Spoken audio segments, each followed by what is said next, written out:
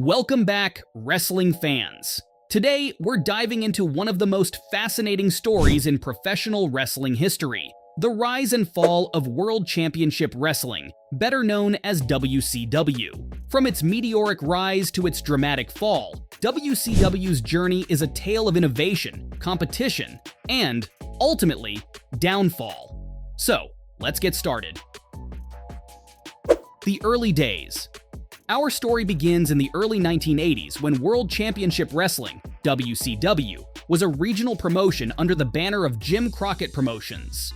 At this time, WCW was part of the National Wrestling Alliance, NWA, a coalition of wrestling promotions scattered across the United States. The NWA was known for its territorial system, where each promotion operated in a specific region. But WCW aspired to grow beyond these regional confines. Ted Turner's vision. The turning point for WCW came in 1988 when media mogul Ted Turner purchased the promotion. Turner, who saw the potential of professional wrestling as a staple for his cable television empire, infused WCW with significant financial resources and a broad network of television channels. This acquisition marked the beginning of a new era for WCW, shifting it from a regional player to a national contender. Turner's vision was to leverage the reach of his television networks to bring WCW into homes across America. This strategic move allowed WCW to compete directly with the WWF, leading to improvements in production quality, marketing, and talent acquisition. Turner's deep pockets meant that WCW could now sign top wrestling talents, offering lucrative contracts that were often more appealing than those from the WWF. This period laid the groundwork for WCW's rapid expansion and set the stage for the upcoming Monday Night Wars. The Monday Night War. The wrestling landscape was forever changed in 1995 with the advent of the Monday Night Wars. WCW launched Monday Nitro, a live television program that aired head-to-head against WWF's Monday Night Raw. This bold move was masterminded by Eric Bischoff, WCW's executive vice president, and it signaled the beginning of an intense and fiercely competitive era in professional wrestling. Monday Nitro brought a fresh and innovative approach to wrestling television. Its live format allowed for real-time surprises and unpredictable storylines, which captivated the audience. WCW also capitalized on the element of surprise, with shocking debuts and unannounced appearances by wrestlers, creating a buzz that kept viewers hooked. The introduction of high-profile talent from WWF, such as Scott Hall and Kevin Nash, who formed the Outsiders, added to Nitro's allure. The New World Order. In 1996, WCW introduced one of the most revolutionary and influential storylines in wrestling history, the New World Order. The NWO storyline began with the shocking arrival of former WWF stars Scott Hall and Kevin Nash, who appeared on WCW programming as outsiders looking to disrupt the status quo. The angle reached its peak when Hulk Hogan, the beloved face of WCW, turned heel and joined Hall and Nash to form the NWO. The roster expansion. During its peak, WCW boasted one of the most impressive rosters in professional wrestling history. Established stars like Ric Flair, Sting, and Randy Savage provided a solid foundation of veteran talent. At the same time, WCW managed to attract a host of younger rising stars who would become future legends in the business. WCW's cruiserweight division became a hallmark of its programming, showcasing high-flying and technically proficient wrestlers like Rey Mysterio, Eddie Guerrero, and Chris Jericho. This division offered a stark contrast to the heavyweights dominating the main event scene and added a dynamic and fast-paced element to the show.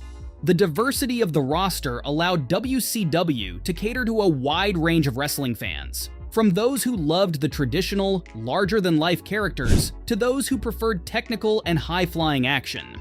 The Turner merger and management turmoil. Despite its success in the late 1990s, WCW faced significant challenges that stemmed from internal management issues. In 1996, the merger of Turner Broadcasting with Time Warner brought a new layer of corporate oversight that often clashed with the creative direction needed for a wrestling promotion.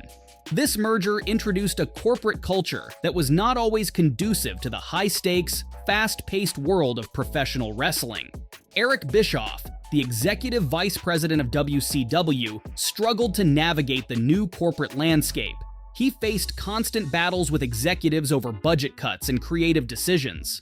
To make matters worse, top wrestlers like Hulk Hogan and Kevin Nash were given substantial creative control, leading to inconsistent storylines and backstage politics that further complicated matters.